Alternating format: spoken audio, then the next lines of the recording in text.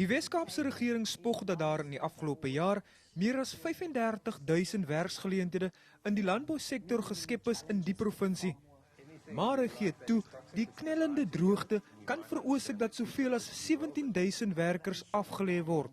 Werksverliese, die impak op die ekonomie, veral as ons praat oor landbou, die impak oor die ekonomie in die platteland, die klein dorpe, waar landbou 'n groot gedeelte is van daai dorpse ekonomie. En so dis hoekom ons hierdie werk gedoen het. Kusatu in die Wes-Kaap is ontsteld oor die moontlike werksverliese. Die vakbondfederasie sê die provinsiale regering moes lankal maniere gevind het om meer water aan die landboubedryf beskikbaar te stel. Maar in die geval dat daar wel werksverliese is, especially in agriculture, sal die Wes-Kaapse regering vir daardie mense moet betaal vir die tyd wat hulle uitwerk weens die verlies van water.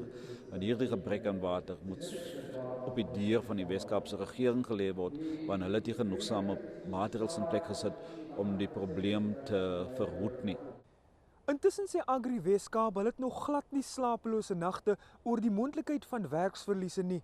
Hulle is wel bekommerd oor die damvlakke en hoop dat dit binnekort goed gaan reën in die provinsie. Percival Young, Unies, Kaapstad.